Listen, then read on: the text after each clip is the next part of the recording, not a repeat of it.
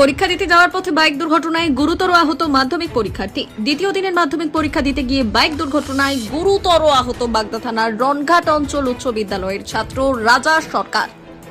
পরিবারের লোকেরা জানিয়েছে, এদিন সকালে নিজের মোটর বাইক চালিয়ে নলডুগুড়ি উচ্চ বিদ্যালয়ে পরীক্ষার উদ্দেশ্যে যাচ্ছিল।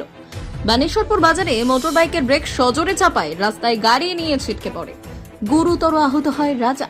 আর এরপর পরীক্ষার দায়িত্বে থাকা শিক্ষকরা তাকে তড়িঘড়ি বনগাঁ মহকুমা হাসপাতালে নিয়ে আসে। ওই ছাত্রী 6টি সেলাই পড়েছে বলে জানায় পরিবারের লোকেরা। একটু সুস্থ হলে হাসপাতালে পরীক্ষার ব্যবস্থা করা হবে বলে জানা যায়। ঘটনাটা হয়েছিল আমার ভারবিটা, তো পরীক্ষা দিতে যাচ্ছিল নলডুবিতে পরীক্ষা দিতে গেলে ও বাড়ি থেকে এসছে, ওর একটা বন্ধু ছিল সঙ্গে।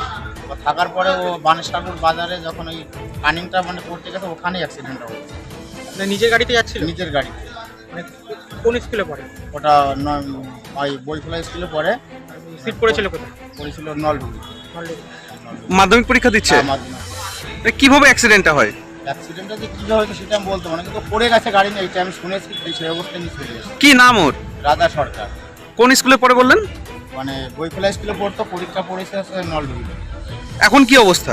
এখন মানে দেখি কি বলে, মাস্টারমশাই এসছে, এখন মানে কথা তো বলছে, অসুবিধা নেই। সেলাই এখান থেকে কেটে ফুটে গেছে, এখান থেকে সেলাই করা হচ্ছে। পরীক্ষার সময় তো অনেকটা পার হয়ে গেছে, পরীক্ষা দিতে পারবে কি মনে করছেন?